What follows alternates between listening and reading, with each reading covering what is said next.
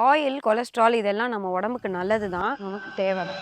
ஆனா, இது எதுக்கு தேவை? எதுக்கெல்லாம் தேவைன்னு தெரிஞ்சுக்கோங்க. நம்ம உடம்புல செல் வால்ஸுக்கு புரொஜெஸ்டீரான், ஈஸ்ட்ரோஜன், டெஸ்டோஸ்டிரான் இது மாரிப்பட்ட ஹார்மோன்ஸ புரொடக்ஷன் பண்றதுக்கும் கொலஸ்ட்ரால் தேவை. பித்தப்பையில இருக்க அமிலத்த சுரக்கிறதுக்கு கூட கொலஸ்ட்ரால் தேவைப்படுது. அதனால தான் சொல்றேன், கொலஸ்ட்ரால் ரிச் ஃபுட்ஸ் எல்லாமே ஹார்ட் அட்டாக்க குடுக்காது. இந்த ஃபேட் சாப்பிட்டா ஹார்ட் காலிங்கிற கான்செப்டே கொண்டு வந்தது நம்ம சுகர் இண்டஸ்ட்ரி தான். இவங்க ரிசர்ச்சுக்கு ஃபண்ட் பண்ணி சொல்ல சொன்னாங்க. நல்லா புரிஞ்சுக்கோங்க, இந்த டிரான்ஸ் ஃபேட் தான் நம்ம உடம்புக்கு கெடுதலே. இந்த refined oil, bakery items, processed food, chocolate இது மாதிரி எல்லாத்துலயுமே டிரான்ஸ் ஃபேட் இருக்கு. இந்த மாதிரி டிரான்ஸ் ஃபேட்டை நம்ம அதிகமா கன்சியூம் பண்றதுனால நம்ம ஹார்ட்டுக்கு போற ரத்த குழாயில நிறைய அடைப்பு ஏற்படும். இதனால ஹார்ட் அட்டாக்கும் வரும். டோட்டல் கொலஸ்ட்ராலோ எல்டிஎலோ ஜாஸ்தியா இருந்தா நமக்கு ஹார்ட் அட்டாக் வராது. ஹார்ட் அட்டாக் வரதுக்கு நிறைய ஸ்பெசிபிக் மார்க்கர்ஸ் இருக்கு. அது என்னலாம்னா triglycerides, VLDL, triglyceride to HDL ratio, இன்னும் நிறைய இருக்கு மார்க்கர்ஸ். இதெல்லாம் வச்சுதான் நம்ம ஹார்ட் அட்டாக் ரிஸ்க் அசஸ் பண்ண முடியும். ஆயில், எக், கீ இதெல்லாம் ப்ராப்ளமான்னு கேட்டீங்கன்னா கண்டிப்பா கிடையாது. இது எல்லாமே நம்ம கிட்ட எப்படி ப்ராசஸ் ஆகி வருதுங்கிறத பொறுத்து தான் அதுல தப்பு இருக்கா தப்பு இல்லையா நம்ம டிசைட் பண்ண முடியும். இண்டஸ்ட்ரியலைசேஷனுக்கு அப்புறம் எல்லாமே கமர்ஷியல் ஆச்சு. இங்க என் கம்பெனி தான் எல்லா ஆயிலையும் சப்ளை பண்ணணும்னு நினைச்சனால ப்ரொடக்ஷன் நிறைய தேவைப்பட்டது. அதனால கலப்படமும் பண்ணாங்க.